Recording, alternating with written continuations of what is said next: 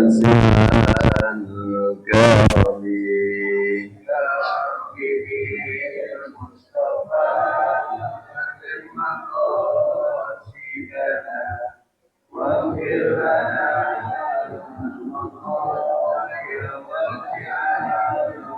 يا أكرم عند حلول الحادثين العالمين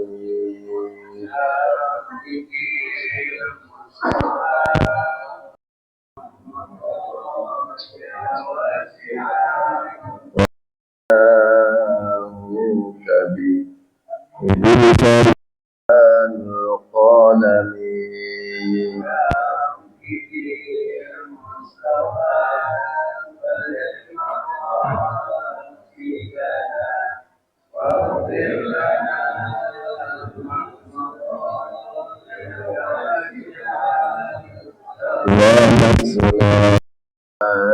الصحب ثم التقوى والنقاء والحلم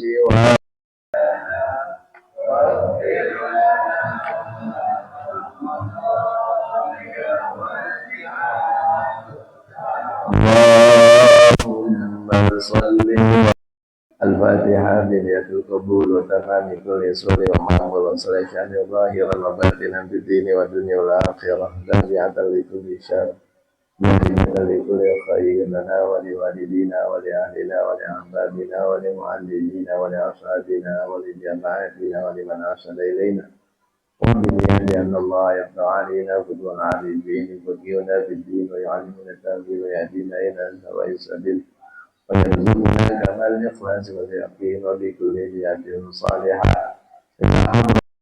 ثم إلى أرواح العلماء العاملين والأولياء والصالحين والشهداء ولقرابتنا والمسلمين والمسلمات والمؤمنين والمؤمنات الغائب بالشر بالرحمة والمغفرة إنا له الفاتحة. أعوذ بالله من الشيطان الرجيم. بسم الله الرحمن الرحيم. الحمد لله رب العالمين الرحمن الرحيم مالك يوم الدين. إياك نعبد وإياك نستعين اهدنا الصراط المستقيم صراط الذين أنعمت عليهم غير المغضوب عليهم ولا الضالين.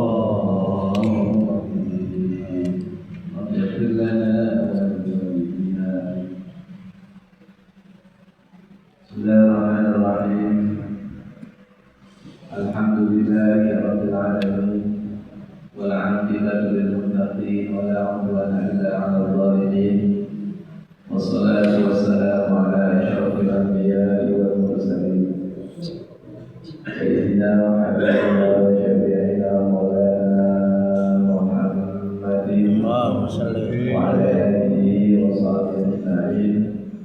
سبحانك لا علم لنا إلا ما علمتنا إنك أنت العليم الحكيم ولا حول ولا قوة إلا بالله العلي العظيم. رب اشرح لي صدري ويسر لي أمري واحلل عقدة من لساني يفقهوا قولي. فقال الشيخ المؤلف رحمه الله تعالى وأدام نفعه وانفرد بعلومه وبحب الدارين قال رحمه الله. والمقالة الثلاثون dan makalah yang ke-30. An Abi Zakaria ala al-zalimin wassalatu wassalamu ala asyrafil anbiya'i wal mursalin sayyidina wa habibina wa syafi'ina maulana Muhammadin wa ala alihi wa sahbihi ajma'in. Subhanaka la ilma lana illa ma 'allamtana innaka antal alimul hakim wa la hawla wa la quwwata illa billahil aliyyil azim. Rabbi shrah li sadri wa yassir li amri wa hlul 'uqdatam min lisani yafqahu qawli. Faqala Syekhul Mu'allif rahimahullahu ta'ala wa adama naf'anihi wa ibaraka bi'ulumihi wa bi'um bidarain amin.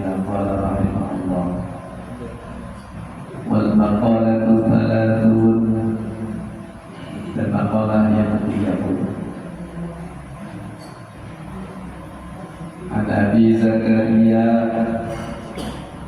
Yahya bin Mu'adzin rahmatullahi alaihi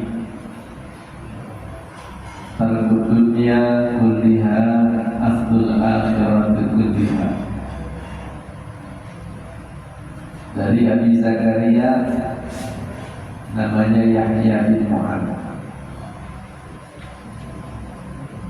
Kalau Abi Zakaria pakai api atau pakai abu itu disebutnya lapor.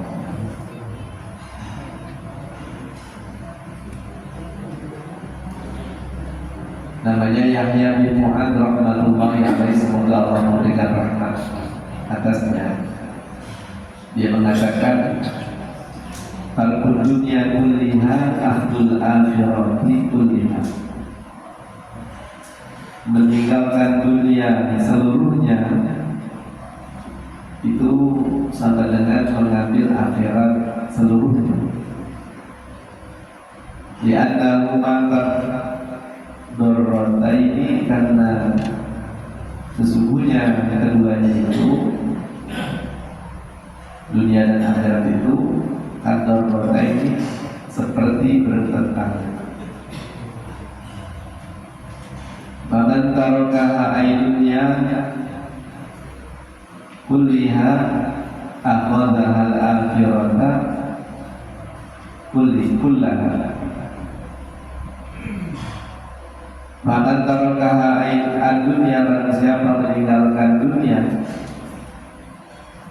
kullaha semuanya, akhadaha ay akhadal akhirata kullaha,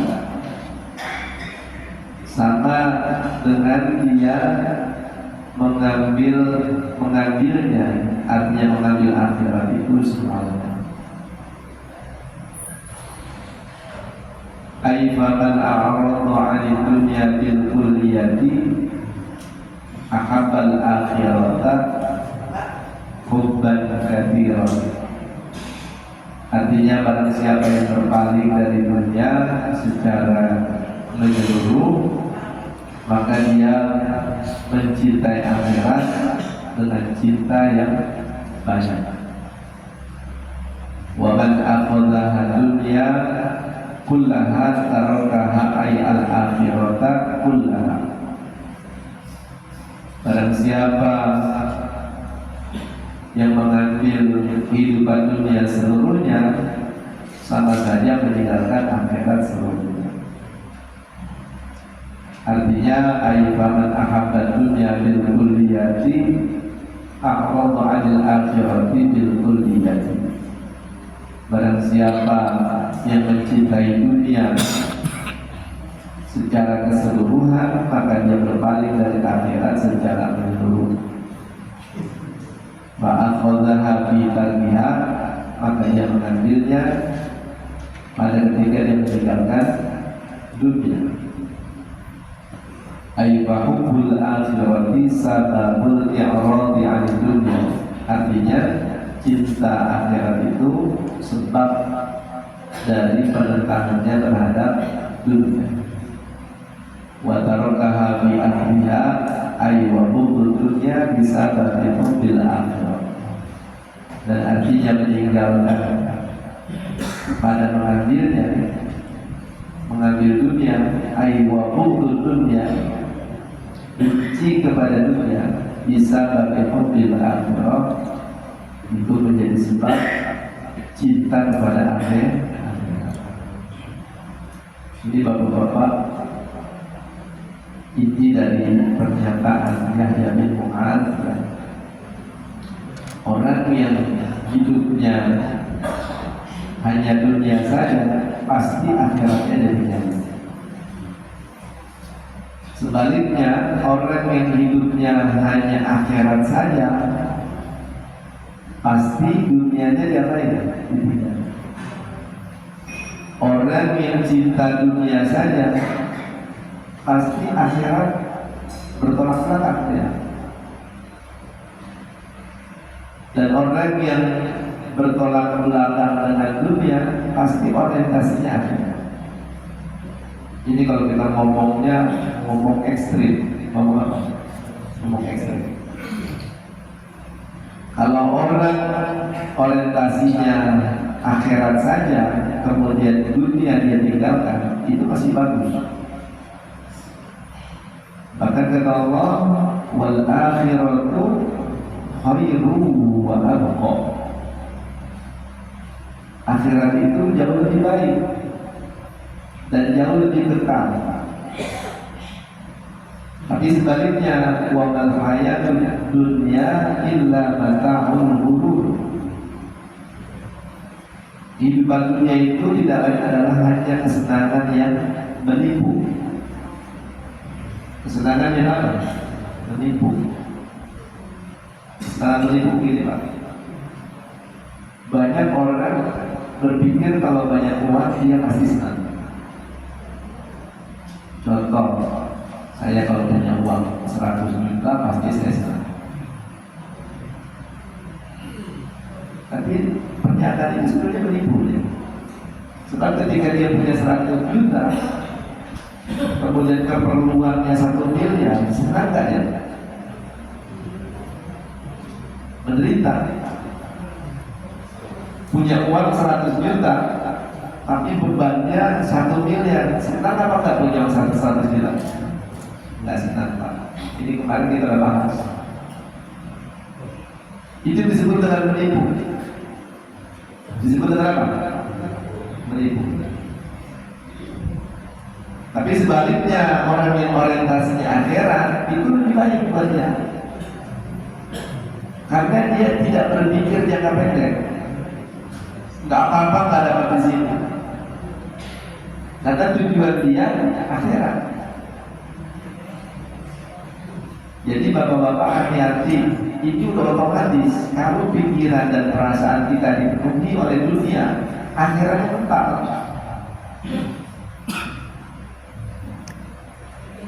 Sebaliknya, kalau pikiran kita akhirat, dunianya ditinggalkan. Kalau secara umum Rasulullah ajarnya seimbang, seimbang dalam arti harfiah, bukan dalam arti maknawi. Artinya itu begini Pak. Dunia itu sekarang, akhirat itu nanti. Itu harfiah. Kalau secara harfiah kita harus seimbang, karena kamu masih hidup di dunia. Beliau bersabda, laisa bi khairikum man taraka dunya li akhirat. Bukan termasuk yang terbaik di antara kalian orang yang meninggalkan dunia untuk akhirat. Dunia ditinggalin Pak, nggak mau kerja, nggak mau usaha, nggak mau tanggung jawab sama keluarga. Itu kan ditinggalin apa? Dunia. Kamu ini masih di dunia gitu. Perlu makan, perlu pakaian, anakmu perlu makan, keluargamu perlu makan. Jangan ditinggalin dunia. Bahkan kalau Quran mengatakan masih boleh kamu menikmati. Wabtaghi fima ataqallahu daral akhirata wa la tansa nasibaka minad dunya. Kalau kamu di dunia kamu cari dengan apa yang Allah karuniakan kepadamu, cari apa? Al-akhirah. Wabtaghi fima ataqallahu ad-daral akhirah. Bapak punya uang, punya pakaian, punya makanan, jangan hanya untuk dunia.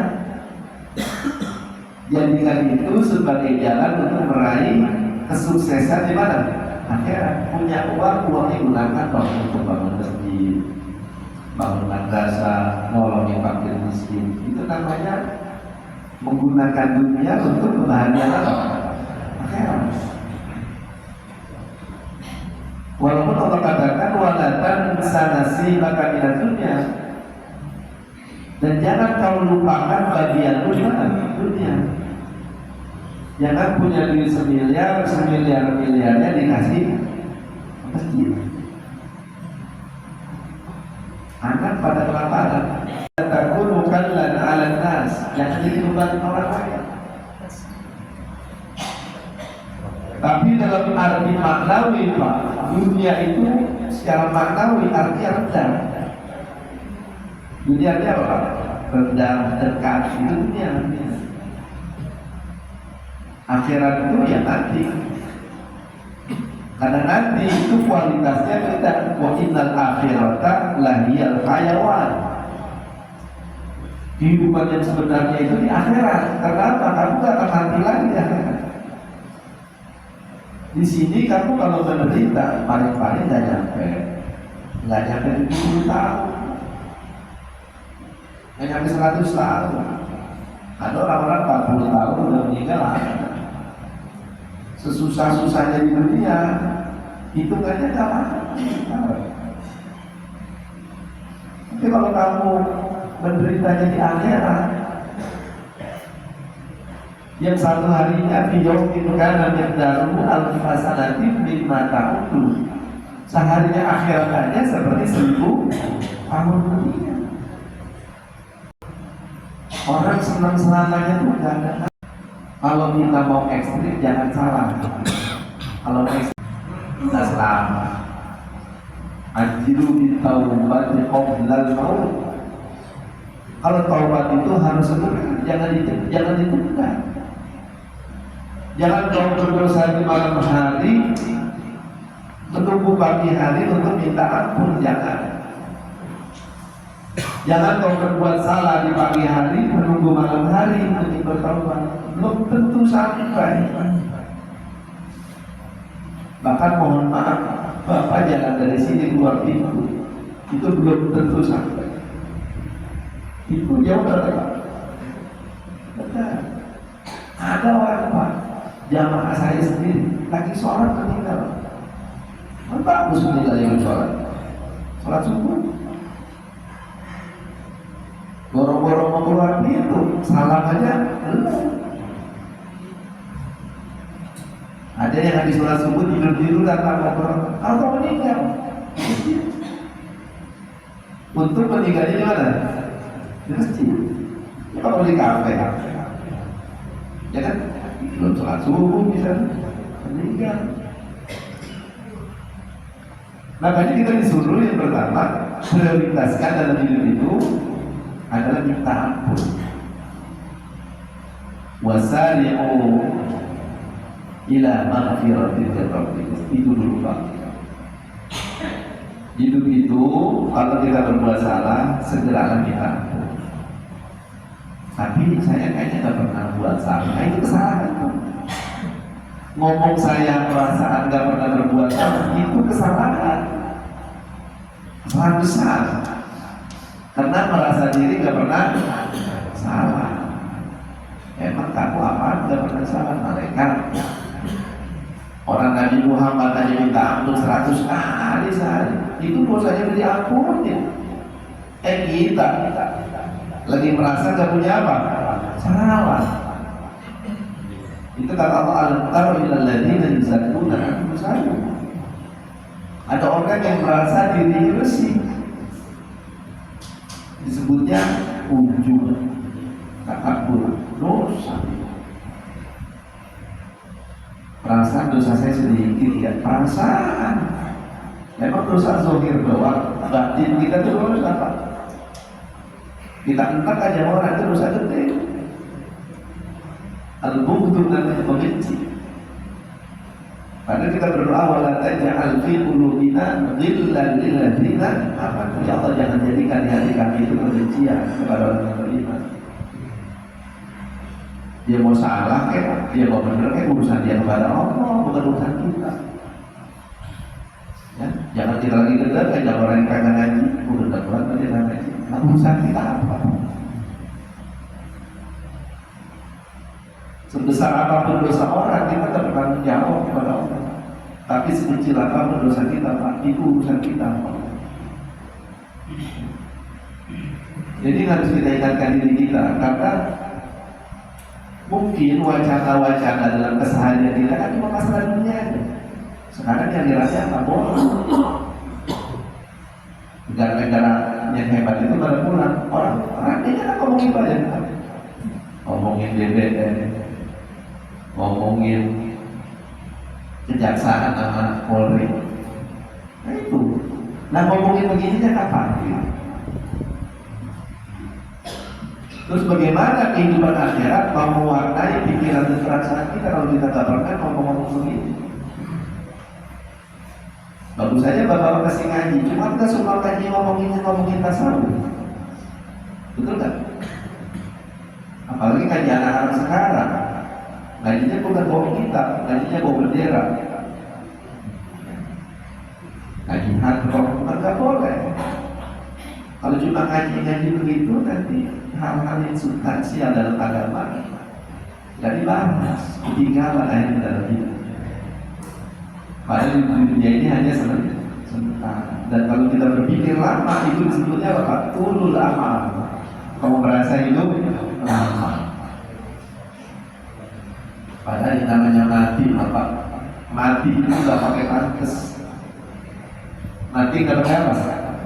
Pantasnya mati udah tua atau mati begini. Dan jangan orang kok masih bayi meninggal. Bayi meninggal ada nggak Pak? Pantasnya yang muda-muda begini sehat, ya, umurnya masih jauh. Tapi ada nggak Pak orang masih muda masuk ICU? Ini Pak supaya kita nggak tipu. Kita anggap dunia ini kesenangan. Banyak orang-orang yang materinya berlimpah, nantinya bunuh diri banyak. Oleh kalau bapak-bapak pernah artis Hollywood itu bunuh diri dari diri. Padahal hidupnya apa? Perlu di mana? Siapa kenal Michael Jackson? Itu kan hidupnya tinggalnya apa? Overdose. Nah, jadi Pak, kita pelajari hakikat kehidupan. Dunia ini bukan kehidupan yang sesungguhnya. Dunia ini hanya sementara dan tanggung saja. Mudah kalau kita memang lagi berperan sebagai orang yang menderita saat ini, lagi orang yang ada di bawah, mainkan peran itu dengan sebaik mungkin. Bersabar. Tapi kalau peran kita sekarang lagi peran di atas, hidupnya lagi lapang, nikmati dengan cara bersyukur kepada Allah dan gunakan nikmat itu untuk membantu orang. Ya, jadi kan kayak musola itu kebantu agar kita mendapatkan apa? Ilmu, ya. ilmu akhirat, ilmu. Jadi inti dari bahasa ini, jangan orientasi hidup hanya dunia. Kalau akhirat itu yang betul. Wal akhiratu khairul wal akhiratu khairul laka. Tapi ingat, yang dimaksud akhirat ini adalah secara makna.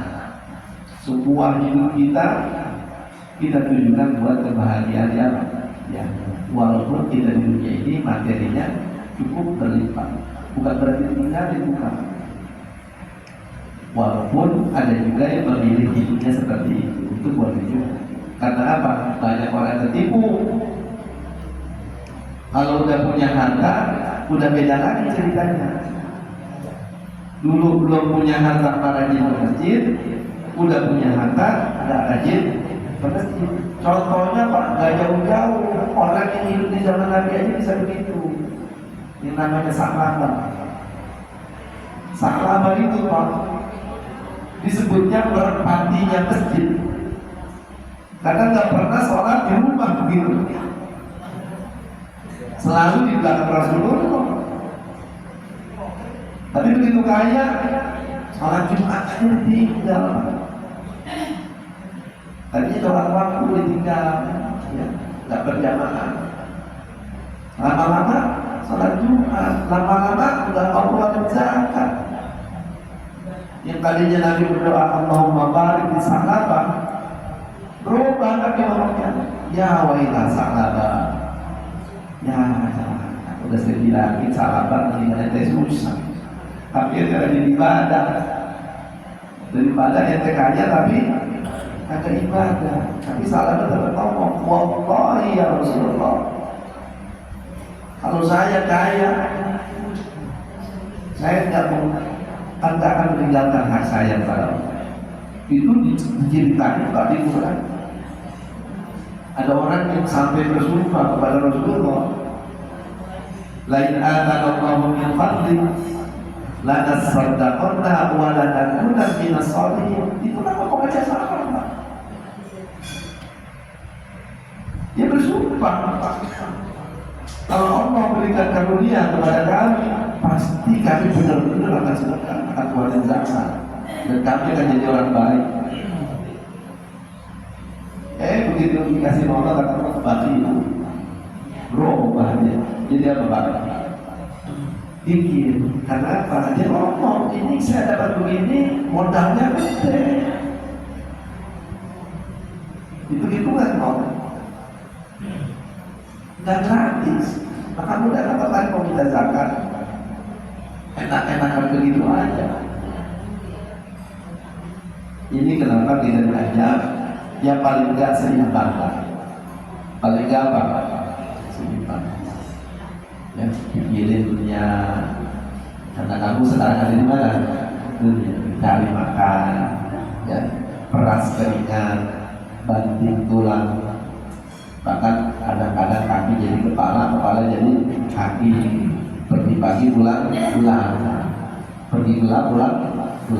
Apa-apa. Tapi jangan hanya untuk dunia. Apa yang kau lakukan itu untuk kasih pendidikan anak-anak, ya, kasih kecukupan kepada keluarga. Niatkan itu sebagai menjalankan perintah. Jadinya bernilai apa Pak? Ya. Kemudian kita lanjutkan wal maqalatul hadiyatu wa thalathun. Maqalah yang ke-31 Al-Ibrahim bin Adham rahimahullah, dan Ibrahim bin Adham, semoga Allah memberikan rahmat kepadanya, annahu qila, bahwasanya pernah ditanya Ibrahim bin Adham, annahu qila lahu, bahwasanya Nabi Ibrahim bin Adham ini pernah ditanya, bima wajadta zuhda. Wahai Ibrahim bin Adham, Ibrahim bin Adham ini sangat terkenal dalam dunia sufi. Orang yang kaya raya, berubah total hidupnya, ya, menjadi pengelana. Menjadi apa? Ditinggalin semua kekayaannya, ya, ditinggalin semua apa? Kekayaannya. Tapi bukannya dia tidak kerja Pak. Ya. Kerjanya itu bukan untuk dirinya saja, ya. Kerjanya buat orang lain. Ya. Nah, Ibrahim bin Adham ini sangat terkenal. Pernah dia ditanya, bima wajadta zuhda, wahai Tuhan, bagaimana kau bisa mendapatkan sikap zuhud? Sikap apa? Zuhud. Ya. Zuhud itu tidak bergantung kepada dunia. Ada sama nggak ada, buat dia sama aja Pak, nggak berubah cintanya kepada siapa? Kepada Allah. Nggak bikin hatinya menderita. Orang zuhud begitu, ya. Zuhud yang tidak tinggi ditinggalin itu dunia Pak. Dia hanya ambil hanya untuk kebutuhan saat itu saja. Itu tidak tinggi, ya. Kalau dia punya duit 10 juta, dia butuh makan cuma 50.000 Pak, 9.950.000-nya dikasih limpahkan di jalan Allah. Kalau udah wali-wali lain lagi Pak, baju lagi dipakai, diminta orang dibuka. Apalagi mintanya karena Allah, Tuhan, ya, aku gak punya apa-apa, aku gak punya apa-apa, itu pakaiannya. Ya kalau boleh aku minta juga pakaian Tuhan, dikasih. Maka saya lupa ada namanya seorang wali besar juga. Dia benar-benar gak punya apa-apa Pak. Tapi karena orang itu mintanya dengan menyebut-nyebut nama Allah, Demi Allah begitu. Apa dia bilang? Kalau kita mau jual diriku kepada orang. Jadi dirinya itu Pak rela dia bebas, dijual. Jadi kan aku budak. Jual uangnya ambil. Masya Allah. Ibarat kerja dari yang bebas, hari ini banyak. Dan ketika dia dijadikan budak, dia kerjanya benar Pak. Bahkan tadinya orang yang beli ini nganggap kayaknya tampaknya potongannya bukan potong orang bisa kerja. Oh, nggak taunya lebih dari orang biasa. Sampai begitu Pak. Dan memang kata Allah wa minan nasi may yashri nafsahu ibtigha'a mardatillah. Ada orang-orang yang menjual dirinya dijual Pak. Udah gak pikirin dirinya lagi. Kenapa dilakukan itu? Ibtigha'a mardatillah. Dia jual dirinya untuk mencari apa? Ridho Allah. Terus dia ngapain kalau gak pikirin diri Pak? Dia pikirin masjid yang lagi dibangun itu belum jadi-jadi. Gak apa-apa, malah jadi kaki jadi kepala. Karena ingin mendapatkan apa? Ridhonya Allah. Jadi dimaksud meninggalkan dunia bukan berarti gak kerja, bukan berarti dia orang miskin. Kadang-kadang orang miskin itu bukan berarti dia meninggalkan dunia Pak. Dia kagak dapat saja. Kalau dia dapat Pak, gitu. Ada orang yang meninggalkan dunia itu dengan sukarela. Gitu. Ya kita kan pernah cerita pemimpin-pemimpin kita zaman dulu kayak ya Abu Salim. Masya Allah Pak, bayar istrinya jangan kuat pada menteri. Bung Hatta itu wakil presiden, mobil sematu aja mengumpulin duit nggak beli Pak. Ya Allah. Ya Abu Salim rumahnya kebocoran Pak. Ya, dia ngomong anak-anaknya, ya, istana anak-anak hiburan ini. Karena ada yang begitu. Karena tadi orientasi hidupnya beda. Ya. Sekarang orang orientasinya hanya apa? Dunia aja. Urusan belakangan Pak. Gak apa-apa, akhirnya pakai jaket oranye masuk KPK. Itu kan belakangan namanya. Dan kata Allah kalau begitu, ya, manusia itu yuhibbunal ajilah wa yadharunal akhirah. Manusia itu yuhibbunal ajilah, senangnya instan Pak. Pengen terkenal instan, pengen jadi artis instan, pengen jadi pejabat instan, pengen jadi pegawai instan. Yang dilakukan apa Pak? Yang dilakukan apa? Nyogok. Benar apa benar? Merepotkan instan. Itu manusia. Wa yadharunal akhirah. Mereka mengabaikan akhirat. Mereka mengabaikan urusan yang belakangan, Bapak. Ntar kalau udah disidang baru nangis-nangis. Jadi kita semua makanya kita disuruh mengingat Allah, ya, mengingat akhir. Ya. Jangan sampai bicara kita cuma dunia aja sehari-hari. Hari Senin ngomongin dunia, Selasa ngomongin dunia, ngomongin dunia, ngomongin akhir-akhir gimana? Ya kita akan menyelamatkan kita. Jadi Ibrahim bin Adham ditanya, bagaimana kau mendapatkan zuhud? Zuhud itu likailah ta'saw ala ma fatakum wa la tafrahu bima atakum. Ada enggak ingin dia bahagia berlebihan, bahkan sombong, enggak ada enggak bikin dia menderita, biasa aja, biasa. Karena kebahagiaannya tidak digantungkan kepada harta, tidak digantungkan kepada sesuatu yang ada di luar dirinya. Yahsabu anna malahu akhlada. Orang kebanyakan menyangka kalau hartanya banyak itu akan mengekalkan kehidupannya. Ya, ya. Apa jawabannya Ibrahim bin Adham?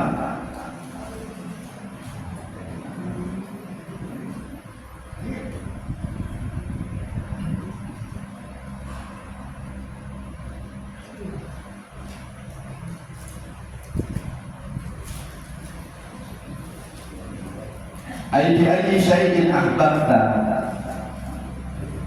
tarka rohatid dunya qalatan di rohatil akhirah.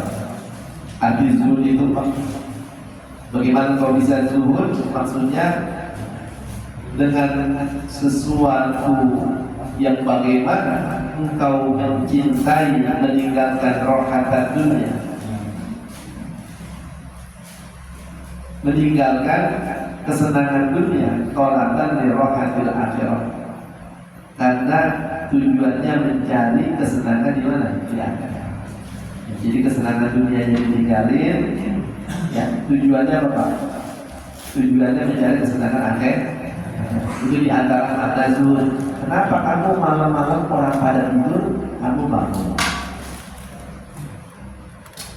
Kalau orang-orang sholat itu Pak, bangun malam itu kalau sholat itu gak berhenti.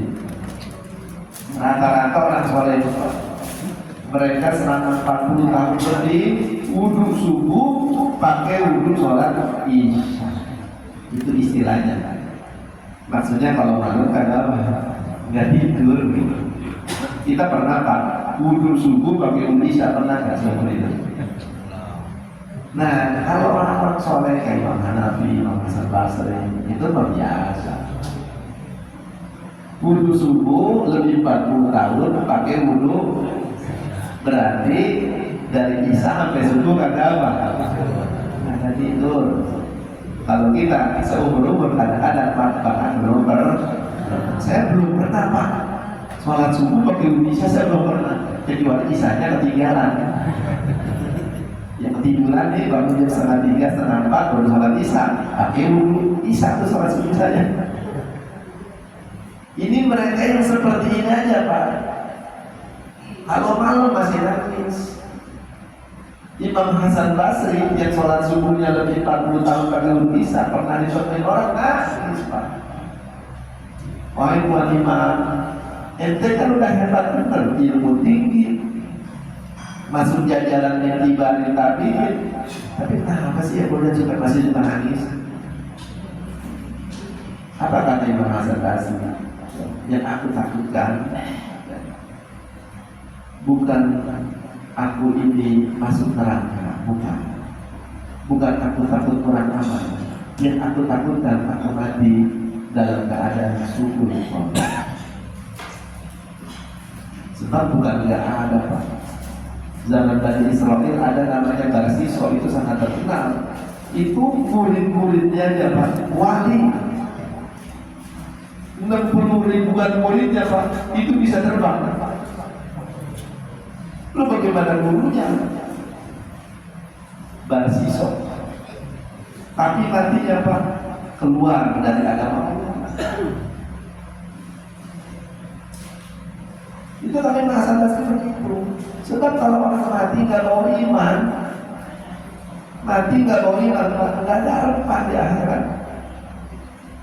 Orang mati dosanya gede Pak, dia masih berharap ampunan Allah, dan kalau ada iman masih bakal diangkat dari neraka. Tapi kalau mati nggak bawa iman, kita kepikiran begitu nggak? Kita kepikiran begitu nggak, mikirin iman gitu? Padahal kata Nabi di akhir zaman nanti ada orang yang sholat masih beriman, mati udah kafir.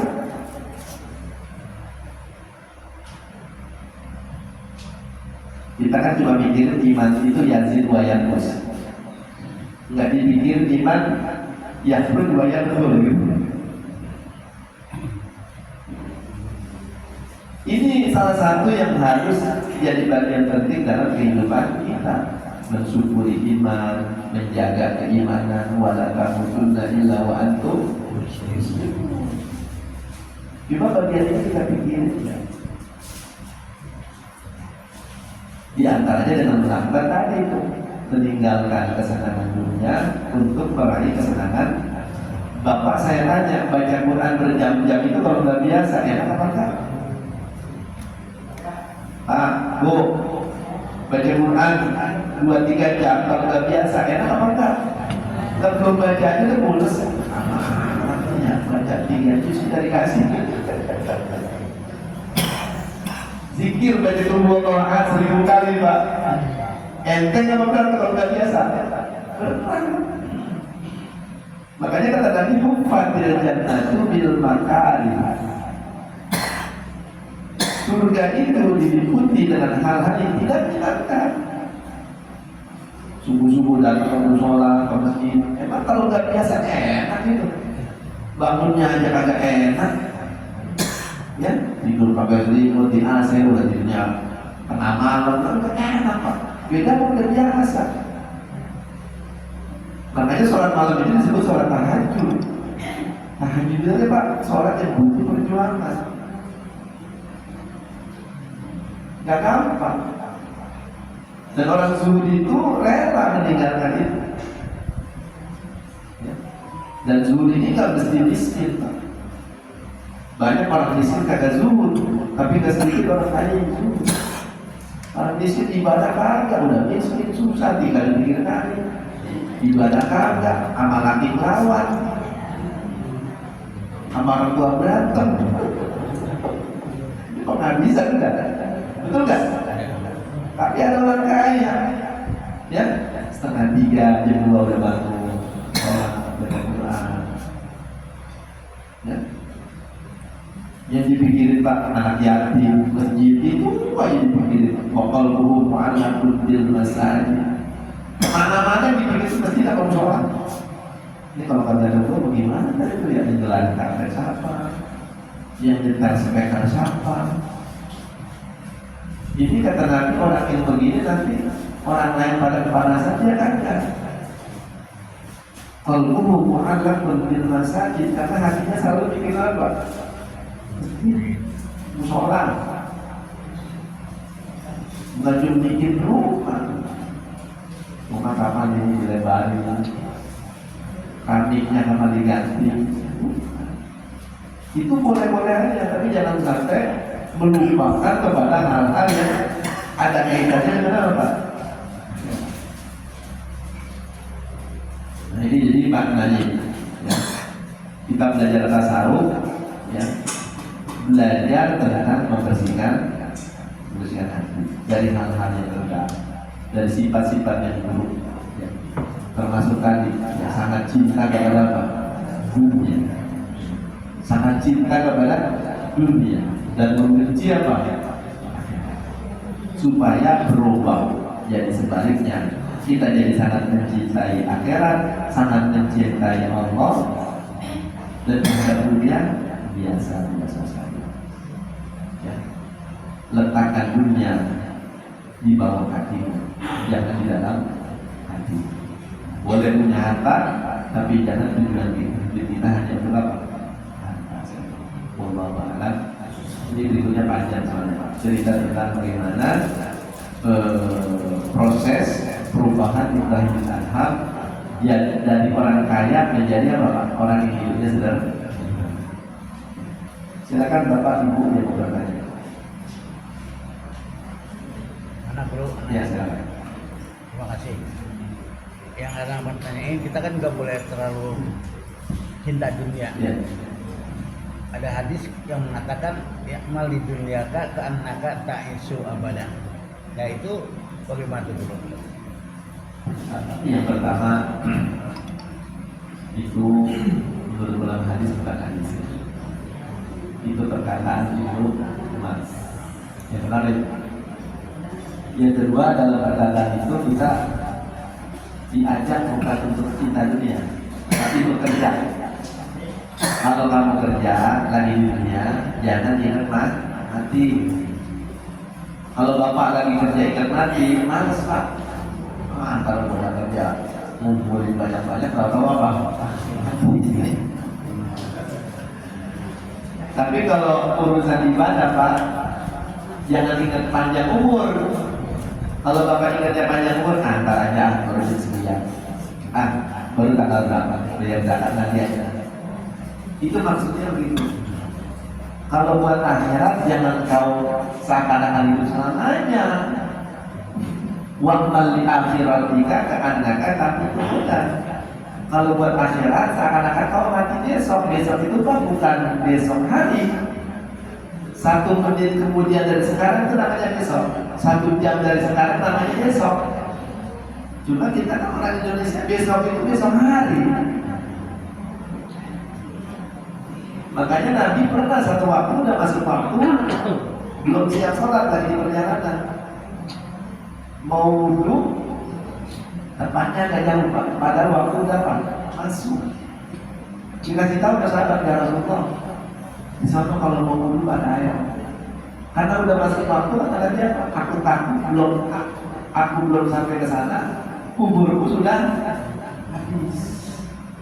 Aku tanya mau maju sampai begitu. Dan kata Siti Aisyah, itu suamiku Rasulullah. Kadang-kadang kalau dengar azan itu seperti udah kenal aku. Saking menjaganya amanah Allah, sholat ini kan amanah yang Allah berikan kepada kita, dan kita selamat di mana? Di akhirat. Dengan sholat kita mengingat Allah. Siti Fatimah itu begitu. Dia Siti Fatimah kan anaknya Nabi, istri dari Sayyidina Ali. Suami itu kalau mendengar azan seperti kata. Kalau kita beda Pak, azan dibilang Nabi bang azan yang tar, kira-kira masih lo begini. Benar benar. Iya, ini benar kan. Nah sudah, lagi merokok aja udah azan gitu kan. Cerewet apa sih?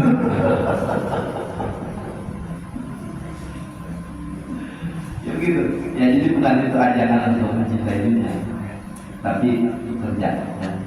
Dan apa yang kita dapatkan ya bukan hanya untuk diri kita ya. Kalau orang soleh kan begitu, apa yang didapatkan yang sebagian diberikan kepada jalan Allah. Silakan saya.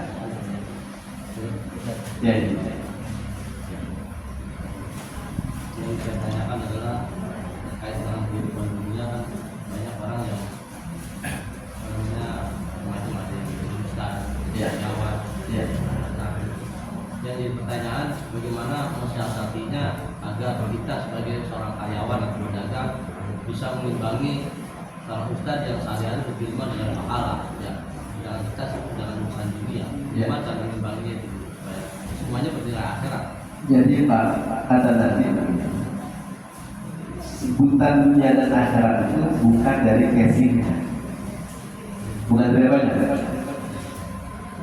Kalau casingnya dia ustaz, orang soleh, tapi di hatinya penuh orientasi dunia, itu bukannya ustaz akhirat. Makanya kata Imam Ghazali, ulama itu ada ulama dunia, ada ulama akhirat. Ya, di antara contohnya ulama-ulama yang mendatangi pemerintah untuk dapat materi, itu ulama dunia.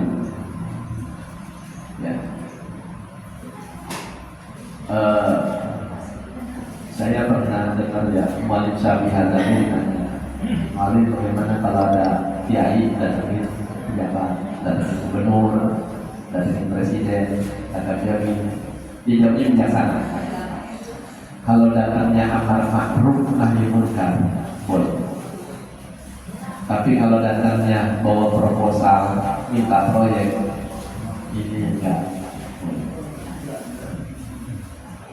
Begitupun orang yang kerja Pak, dia nggak jadi ustaz, orang biasa, casingnya. Tapi kalau di balik pekerjaannya ada niat baik untuk mendidik anaknya, untuk bantuin anak yatim, untuk bantu panti asuhan, ini yang akhirat. Jadi bukan dilihat dari apa pekerjaannya, bukan dilihat dari penampilannya, tapi dilihat dari tujuannya. Dan tujuannya, sesuatu yang bernilai dunia kata Nabi bisa berubah menjadi akhirat kalau niatnya ibadah, makan, kerja, pakai baju. Kalau pakai baju niatnya menutup aurat Pak, jadi ibadah. Bapak sikat gigi, kalau niatnya mengikuti sunnah, jadi ibadah. Tapi kalau niatnya supaya bersih, ya kayak jadi ibadah, bersih aja dapatnya. Kita mandi Pak supaya tak mengganggu orang, bau badan kita ibadah. Pakai parfum jadi ibadah. Kalau niatnya mengikuti sunnah, makanya innamal a'malu binniyat.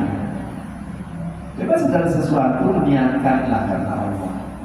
Bukan hanya ibadah mandor, bukan hanya ibadah itu. Kerja itu ibadah Pak, karena perintah Allah. Wa 'alal mauludi lahu rizquhunna wa kiswatuhunna bil ma'ruf. Kalau kau sudah jadi seorang kepala keluarga, kewajibanmu adalah rizquhunna wa kiswatuhunna, memberikan sandang pangan kepada keluarga. Jadi gitu. Jadi bapak untuk meraih akhirat nggak perlu repot-repot buat jadi ustaz. Ya, kalau memang jurusan kita bukan di situ gitu. Tapi kalau kita tujuannya akhirat, apapun yang kita lakukan bisa nilainya apa? Ibadah. Bahkan bapak main Quran Haji kasih itu biasanya mau silaturahmi apa lagi? Padahal biasanya nanya. Tapi di hatinya apa? Silatur ada pahalanya gitu. Besar banget. Besar banget. Bapak nyari duit gak keren karena tetangganya ada yang butuh makan. Itu kata Nabi bisa jadi orang itu nanti akan masuk pintu surga yang gak bisa dimasuki oleh orang lain. Jadi jangan melihat dari luarnya, lihatlah motifnya. Ya Allah la yanzuru ila apa namanya amalikum wala ila suwarikum wala yanzuru ila qulubikum wa niyyatikum. Hingga hati kita dan niat kita. Udah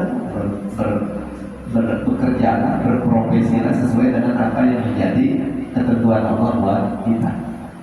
Ada Imam Hanafi, ya kalau mau jadi sufi nggak mesti harus di masjid. Mau jadi sufi itu bisa di pasar, jadi pedagang yang jujur, ya nggak mengurangi timbangan, nggak merugikan orang, itu namanya sufi. Tapi terjadinya di mana? Pasar. Gitu ya, Pak. Pak dikasih Pak. Ustaz mengenai bab sholat. Ya. Sekarang kalau keadaan kereta Ustaz ya, perjalanan jauh itu kereta kan ngadepnya sekarang juga di pulau satu gerbong, Ya. dapat antarkan. Kalau mau sholat itu posisi kita lagi belakangin perjalanan. Sholatnya apa perlu pindah ke depan dulu bagaimana? Ya, jadi kalau kita sholat di kendaraan, bapak-bapak, kecuali kalau kita kapal laut, kapal laut kan bisa tenang, itu kiblatnya ya kiblat. Tapi kalau di pesawat, kalau di mobil, kiblatnya itu adalah pengemudi. Ya, kiblatnya apa?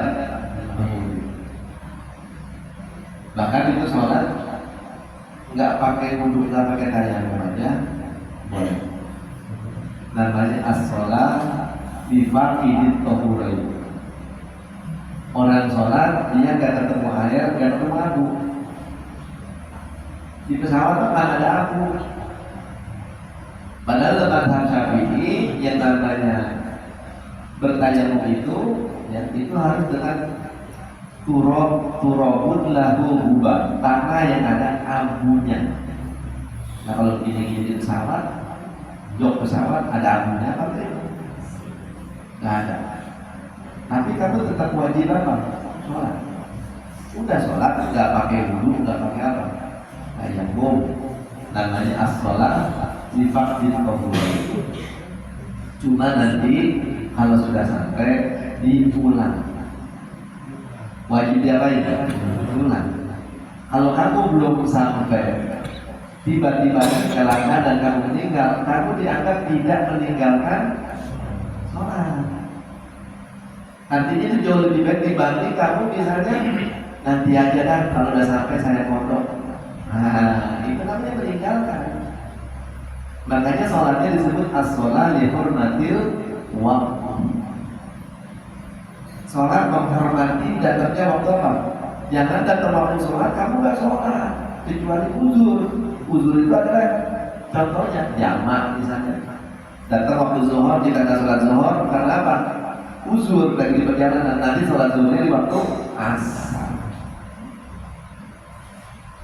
Jadi sholat nggak perlu apa, nggak perlu pindah ke depan, misalnya nggak perlu kali-kali kiblat, karena nggak memungkinkan juga. Lagi nggak ada kiblat kan, ternyata belok lagi, menyusahkan. Ya, kecuali di kapal pesiar itu lebih tenang. Ya, saya kemarin Pak nyoba ke Lombok pakai jalur darat 2 kali nyebrang laut. Nyebrang dari Jawa ke Bali, dari Bali ke Lombok. Wah itu Pak, mabuk saya sholat Pak. Ombaknya kencang. Jadi kita berdiri begini nggak bisa. Lamparannya dingin. Perut lagi mual-mual. Ya. Nanti begitu, sholat di atas kendaraan, bahkan kadang nggak harus duduk, nggak harus tayang. Kalau ada yang tayang pun, ya itu biasanya bukan mazhab Syafi'i. Ya. Mazhabnya Hanafi misalnya gitu. Ya, karena pengertian dalam Quran ya, fa'ilam tajidu ma'an fatayammamu sha'idan thayyiban. Sha'id itu diartikan dalam mazhab Syafi'i debu. Kalau mazhab yang lain, misalnya mazhab Hanafi bukan hanya debu, apapun yang ada di muka bumi bisa dipakai kayak tembok bisa, walaupun nggak ada apinya, tapi dia di permukaan apa? Bumi. Gitu. Ya. Nah ini harus dipahami Pak, karena kita suka jalan kemana-mana. Jangan kita di atas pesawat nggak sholat cuma lantaran nggak ada air, nggak ada apa. Ini masalah. Kita di mobil tinggal sholat karena apa? Nggak bisa ngadep kiblat, nggak bisa wudhu, nggak bisa menjaga, tetap sholat. Ya, dihormatil, sholat seperti biasa, pakai isyarat, ruku, ya, tunduk, sujud, berdiri rendah, itu. Jadi bahasan fikih, cuma memang jarang orang ngajinya sampai ke situ gitu. Ya, sehingga kalau di pesawat masih apa? Masih tayamum pakai boleh-boleh aja. Tapi kalau dalam pandang Syafi'iyah nggak begitu caranya. Di situ nggak ada abunya. Gitu. Jelas? Nah, itu tadi ya. Cukup Bapak-Bapak ya, ibu sekalian. Nanti kita lanjutkan lagi insyaallah pada kesempatan yang akan datang. Kita berdoa kepada Allah. Mudah-mudahan supaya kita bahas pada pagi hari ini menjadi ilmu yang bermanfaat untuk dunia dan akhirat bagi kita semua. Dan kita doain Bapak-Bapak, Ibu, saudara-saudara kita yang sedang sehat, semoga disembuhkan oleh Allah, yang sedang dalam urusan semoga dimudahkan, dan segala hajat kita semua untuk urusan dunia dan akhirat yang baik-baik dimudahkan Allah Subhanahu wa taala. Astagfirullahaladzim, astagfirullahaladzim, astagfirullahaladzim, kulli dzambin 'adzim. Bismillahirrahmanirrahim. Alhamdulillahirabbil alamin. Allahumma shalli wa sallim ala sayyidina Muhammadin salatan tunjina biha min jami'il ahwali wal afat wa taqdilana biha jami'al hajat wa tuqina biha min jami'is sayyi'at wa tarfa'una biha 'indaka 'ala darajat wa tuqiruna biha as-sarqayat min jami'il khairat fil hayati wa ba'da al-mamat innaka as-sami'ul qaribul mujibud da'wat ya qadiyal hajat wa ya dafiyal muhimmat. Allahumma hadina fi hudak waj'alna mimman yusari'u fi ridhak wa la tuwallina waliyan siwak wa la taj'alna mimman khalafa amraka wa 'asak wa hasbunallahu wa ni'mal wakil wa hasbunallahu wa ni'mal wakil wa hasbunallahu wa ni'mal wakil wa la hawla wa la quwwata illa billahil 'aliyyil 'azim. Allahumma ij'al hadha jam'ana jam'an marhuma wa tafarraqana min ba'dihi tafarruqan hasanan ma'suman. ولا تجعل معنا ولا فينا شقيا ولا محروما. اللهم إنا نسألك علما نافعا وعملا متقبلا ورزقا كثيرا حلالا طيبا مباركا. اللهم أحسن عاقبتنا في الأمور كلها وأجرنا من خزي الدنيا وعذاب الآخرة. ربنا اغفر لنا ذنوبنا ولوالدينا وارحمنا وارحمهما كما ربونا صغارا وللمسلمين والمسلمات والمؤمنين والمؤمنات الأحياء منهم والأموات. ربنا آتنا في الدنيا حسنة وفي الآخرة حسنة وقنا عذاب النار. وصلى الله على سيدنا محمد وآله وصحبه أجمعين. بفضل سبحان ربك رب العزة عما يصفون وسلام على المرسلين والحمد لله رب العالمين. Kurang lebih mohon maaf. Wassalamualaikum warahmatullahi wabarakatuh.